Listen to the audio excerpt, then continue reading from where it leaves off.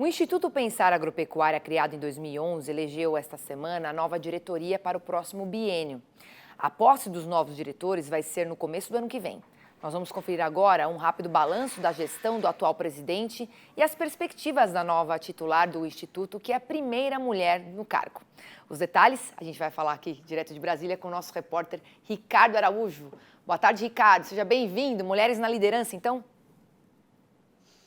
Exatamente, Priscila. Mulheres na liderança. Olha só, o IPA, que é o Instituto Pensar Agropecuária, ele foi criado em 2011 e tem um papel muito importante junto ao setor agropecuário. São 59 entidades, inclusive as principais entidades do agro, que compõem o IPA. O que acontece? Elas trazem sugestões, demandas do setor.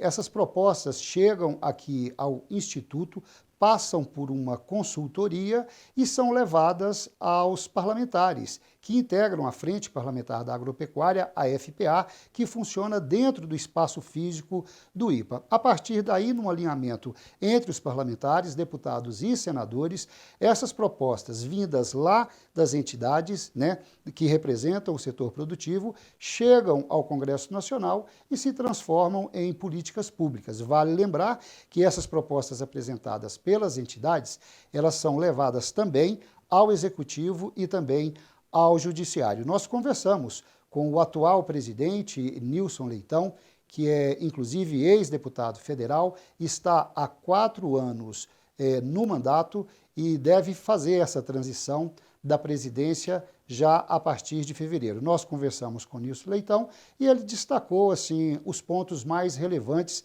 dessa gestão de 4 anos, especialmente nesse ano de 2024. Vamos conferir. Na minha gestão, eu entro ainda em 2020 para 2021, assumo a presidência, ainda com 40 entidades. Hoje nós somos em 59 entidades, chegando em 60 entidades. E a ideia justamente, o balanço disso é o crescimento do Instituto, trazendo todas as áreas da agropecuária, de todos os setores, representando o pequeno, o médio, o grande, a agroindústria, a exportação e setores que são parceiros que estão ligados ao agro, como é o caso da Abimac, que não é um produtor nem é uma agroindústria, mas é a máquina para o agro, por exemplo. Outros setores, como de seguro, também está lá dentro do nosso instituto. Setores como da cerveja, do cigarro, também está ali dentro. A produção de fumo, a Ambev, com a Heineken, também está ali dentro do instituto. Então você vai se somando a todas as associações, setores como a CNA, a OCB, a Sociedade Rural, a BAG. Então todas essas entidades transversais também estão dentro do IPA e isso é claro que contempla um debate mais rico, mais verdadeiro, dentro daquilo que é a realidade da agropecuária, das suas demandas, e eu acho que o grande avanço foi as conquistas que nós tivemos graças a isso. Mas aí o Instituto, junto com a FPA, começa a demonstrar a importância da agropecuária brasileira e da legislação, que isso é um impacto para a economia, para o emprego, para a renda, e começa a demonstrar que os municípios que têm uma produção forte, também é um município que tem um IDH maior, que tem um menor índice de mortalidade infantil, que consegue ter uma economia mais robusta, e aí o parlamentar começa a prestar atenção. A grande parte dos parlamentares, a grande maioria dos parlamentares que fazem parte da Frente Parlamentar da Agropecuária não tem nada a ver com a sua vida pessoal com o agro, com a sua vida profissional com o agro, mas são pessoas que perceberam que o Brasil é agro. E a partir daí começou a ter a pauta. Hoje no Congresso Nacional somos a pauta principal. Hoje na mídia nacional somos a pauta principal. Se o Canal Rural é um dos pioneiros disso, hoje vocês adquiriram um monte de concorrente, de sites, jornais, na TV, no rádio, um monte de concorrente falando de agro porque se vê obrigado, foi arrastado para isso, porque percebeu que essa pauta é a pauta que interessa ao Brasil de verdade. Pois é, Priscila, e quem chega para liderar, para ocupar a presidência do Instituto Pensar Agropecuário, o IPA, é Tânia Zanella, ela que é vice-presidente, atual vice-presidente do IPA, Sai Nilson Leitão, que vai continuar atuando ali em outra função dentro do Instituto, e a Tânia sobe aí para a presidência, ela que é oriunda da OCB, que é a Organização das Cooperativas Brasileiras. E por falar nisso, a Tânia está conosco aqui do outro lado da linha. Tânia, seja muito bem-vinda, obrigado pela sua participação. Como é que é? Eu começo perguntando, é a primeira vez que uma mulher ocupa mesmo a presidência do IPA? Uma boa tarde para você.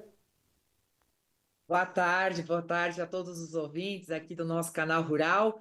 Não, lá no início do Instituto, no início da idealização de toda essa estrutura que hoje é o Instituto Pensar Agro, dessas, como você mencionou, 59 entidades que compõem o Instituto, tivemos a presença de uma mulher lá, aonde num período pequeno ainda, dentro daquela ideia inicial, ocupou essa presidência. E depois disso, os homens aí ocuparam a partir dessa iniciativa, a função da presidência, e hoje a gente voltando aí, representando todas as mulheres produtoras rurais de todo o nosso país.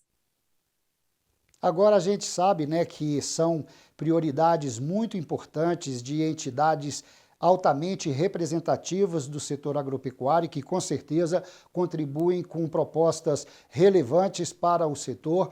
Agora eu pergunto, você que vem do sistema de cooperativas, você pretende dar uma prioridade ao cooperativismo, aos novos ao empreendedorismo? Qual é a sua avaliação, as suas intenções a partir de fevereiro?